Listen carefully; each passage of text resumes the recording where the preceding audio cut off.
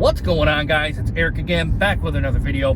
Headed into Charlotte today. I got to do some grocery shopping, so I figured I would do like a little car vlog here. It's been a while since I put out a video.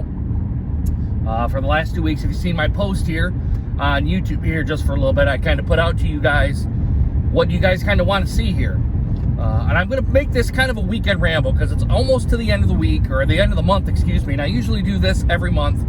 And I'm going to go ahead and try to see if I can kind of get the groove back, getting back and doing the YouTube videos, because I know a lot of you guys kind of seem to like, damn flying here. You guys seem to kind of like the content that I put out, even though I only have a little subscriber base. I'm never, and like I said before, many other videos before, I'm never going to be this big YouTuber that has thousands or tens of thousands or 100,000 or even 1 million fans. I'm never going to get there, and I know that. I know my audience is going to be very small, because I talk about Michigan sports, and I talk about craft beer, and I also talk about the macro lagers too, and well as malt liquors. And it's I know my fan base, so I know the fan base is going to be small. I'm a big Detroit Lions fan, big Tigers fan. So I know my audience is going to be small. I already know my demographic as well. So with that all being said, I'm trying to get back into the groove of doing YouTube videos. It's getting warmer out today. It was a nice day out. I talked to my father just a little bit before this. We were going to go fishing, but it's been a little cool out. It's all right if you're out here, and I apologize for the lighting here, guys. It's about 10 in the morning, and I'm seeing on here. It's kind of, it gets a little bit of glare here, but I'm just going to go ahead and just go with it and just talk about what I want to talk about here. It's a little bit warm when you're on land, but as soon as you go out on water, it gets a little cooler and the wind kind of picks up. So my sister was out this morning and she said the fish really weren't biting. So I told my dad, I said, well, I'm going to go get grocery shopping done. And actually, I got to get my sister's birthday present, because this damn fly here. And the birthday present is, or get her birthday present, because her birthday's on June 3rd. That's where I was going with this. Her birthday's on June 3rd, so I figured, let me go get these little errands done, and then I'll come down about noon. Now, as you guys know me, I'm big on family. I'm big on being with family and interacting with family, even all through this COVID-19. And of course, now you got the riots on top of it with the George Floyd murder there, which I don't necessarily agree with how they're going about it. But it's a matter of time where one of the YouTubers said, and I kind of watch his content. I was on a little podcast when they said the pot has boiled over, and this is kind of what it is. And I completely understand where they're coming from here too. Even though I'm a white male, a white male, some may say I have white privilege, but I understand it. The Rodney King stuff going way back into the 90s. Since that, and I'm going to use that as a reference point. From that point now to this point, there's been inequality, even going farther back in time too. There's been inequality between African Americans and whites. Now, I don't know how it is with the Asian community or the Latino community or the Middle Eastern community, or even the Native American community. I don't know how their interactions with the law have been, because we never hear about that on the news. We always hear about African Americans and all the crimes that they do. And we know there's bad apples in our ethnicities too. There's bad crops in the whites, in the Latinos, in Asians. There's bad crops everywhere, but a bad crop doesn't necessarily mean that everyone's at fault. And you kind of know I'm going down on a little tangent here, and I didn't mean to, but my point is, being oppressed for that long, and the cops kind of think you do wrong, and even though I don't interact with law enforcement all that often, back when I was younger, I got a tiny taste of it, a very tiny taste of it. Nowhere near anywhere being an African American descent, I'll put it that way. Nowhere even close. But I was young, I was a teenager, I got a little bit of age discrimination, and at times it kind of happens here too as I've gotten older. But nowhere near how that is. Anyway, I'm kind of going off on another tangent, and I apologize. So, it's kind of just boiled over to this point now, and I can't remember who said it on CNN this morning. I was watching CNN, and about all this kind of stuff, reporters getting tagged, you know, with the rubber bullets that are coming out of these 12 gauge shotguns, and all that. To my point is, you know, if you're meant to move, they're only going to tell you once, and then you're going to get pelted. If you ignore it, or if you're reporting and you don't hear it, they're only going to say it once, and you're going to get pelted. That's kind of like, even though you're the press, just because you're the press does not mean you're above the law. And I say that as well as police should never be above the law here either. And I think that's where a lot of the amnesty towards law enforcement is with the black community. They think they're above the law. They think they can get away with anything they want. The prime example here is with George Flynn, him saying, "I can't breathe," and then him being unresponsive for 3 minutes, and the cop not even recognizing it. And I'm sure their training and their past experiences have taught them probably not to do that. But at the same time, you got to be cognizant of your surroundings too. You have to be aware of your surroundings. And if a man's sitting there unresponsive, he hasn't moved for a couple of minutes, I don't think it's still necessary to put your knee down here and keep him on his throat or on his head or on his back or wherever that is, wherever the officer takes you down and kind of pins you down. You still have to be aware of your surroundings. Yes, if he's resisting, that's one thing, but apparently kind of what I've read is the man was never resisting, so there was no need for him to, and he cooperated with police as well, and never should have been, let me get around this tractor here, never should have been in the situation that he was in. Anyway, that's kind of my 2 cents on it, and we all ethnicities need to come together here. And I know all cops aren't bad cops, but one bad cop kind of makes all cops bad. And I know that's a bad analogy, but it's kind of the truth here too. And this is a perfect example. The cop made a decision, and it ended up taking someone's life because of it.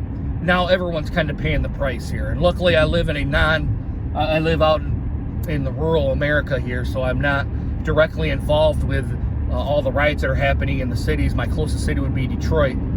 I think it's Grand Rapids, but I don't think Grand Rapids had a riot. I very well could be wrong. I just didn't hear anything from there. But my point is, all races need to come together to come against police brutality and make sure law enforcement does what they do and aren't above the law. That's kind of the focal point. And I think that's what Black America is trying to get across here. Now, is the rioting and setting stuff on fire the right way to do things?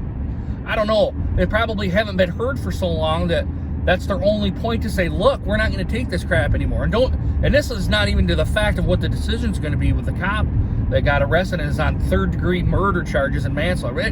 What is a third-degree murder charge on top of that? I've never heard of a third-degree murder charge. I don't know what that is. So if someone in the comments knows, I would like to know what a third-degree murder charge is. I've only heard of first and second, and that's kind of why I'm questioning what a third-degree murder charge is. Anyway, I kind of said enough on that. We're kind of going up here on almost 10 minutes now here in this video. I didn't mean to rant on this long. This one's going to be a long kind of weekend ramble here as we go along. Trying to get back out on the dating scene again. I know I've kind of brought this up many times before in other videos. I've started to kind of go back to, I'm on Plenty of Fish, and I've also done the Facebook dating here for a little while, and I probably are going to make a separate video just on my online dating experience, so kind of a more in-depth one. You interact with a couple of people, and the people you contact are going to like maybe 1% or less than the responses you get back, and then even then it's going to be 1% of that you're going to have a conversation with on top of that. They may respond, but they won't. I don't know if they find you boring, or if they've got stuff going on and they just kind of slip their minds, or kind of what it is. So my online dating experience has been pretty bad, and I know I kind of feel like kind of coming back to online dating is a form of insanity. If you guys know what a form of insanity is, it's doing things over and over and you're expecting a different result when it ends up being the same result. That's the definition of insanity, which I think online dating is definitely that. The pure, if you want to see what insanity is, go on an online dating site. That's insanity. So again, it's something kind of silly here. I've had a couple of interactions. I'm actually talking to someone from the Hastings area Now, I don't know if people from Michigan or even outside of Michigan knows where that is. I'm sure a couple of people do here that are on my channel know where Hastings, Michigan is at.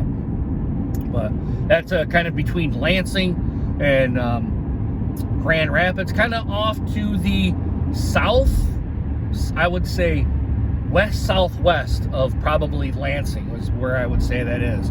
Almost directly east of Charlotte, if anyone knows where Charlotte, Michigan is, which is actually where I'm headed to now. So my online dating experience has been kind of so far. Man, this fly is going to get it here shortly, probably when I end the video. My weight loss, I've lost that 22 pounds, and I gained it all right back, all because of this COVID-19 stuff and with the gyms closing. And I got something kind of to say on that here too, with the gyms closing and with everything that's kind of gone on. Michigan is trying to reopen. I know a lot of people are growing tired of all this stuff, and I agree with them. I'm kind of in the same boat. But as I take a step back, I also have to say, just because stuff reopens doesn't mean the masses go back and do things as the way that it's always normally been done. Now, some people are going to say, are going to do that, and are going to just, going to say, look, I'm going to do what I've always done and be damned with government telling me what to do. But at some point, you have to not always listen to the government, but kind of take into consideration what the government is telling you. Now, for me, when it reopens, I'm not going to go back out into the mass. I may wait 30, 60, possibly even another 90 days. It may not be till the fall till I get back out here. We may still be dealing with this thing into the fall and into the winter months. I told somebody we may not be out of the woods here until probably this time, or maybe I'll pin it as July 1st, 2021, until we really have a good handle on this thing. And maybe even a vaccine probably isn't even out then. And that's kind of the damning part of all this. But I think with businesses slowly reopening, doing the social distancing kind of stuff, and some people kind of say are against social distancing. They kind of think of, we kind of really should not be social distancing. We really should be getting this virus and building immunities on it. But my counterpoint to that is, we already know how deadly this virus is. Are you willing to put yourself, number one, and your family, and even not even your immediate family, in danger because all you want to do is go out and go to the bars, go to, like, I'm going to be here at the grocery store, at the Meijer store. Are you willing to do that? Now, I am, because I have to get groceries. There's no point. I have to get goods to help me survive this. Are we willing to go back to concerts, things like that, and just kind of be willy-nilly about it? Now, the young generation, which is in their 20s, which I was there as well before, you kind of feel a little bit invincible. And I'll admit, I do too at times. My brain says you're invincible, but my body kind of says something else. I just don't know what the right plan is. I guess the thing is, are we going to do this slowly? Are we going to use our heads? Are we going to be ending up like Sweden, where Sweden never really did anything? They just kind of said, hey, we're going to do business as usual, and we're going to let the people kind of, have to trust people. I think that's kind of where we're at as a globe. I think you're going to just have to lift restrictions and let the people kind of decide, what are they going to go and do this? Are they going to go to the bars, go to concerts, be at public gatherings of more than 10 people, or regardless, a public gathering regardless? Are you willing to take the risks if you get infected?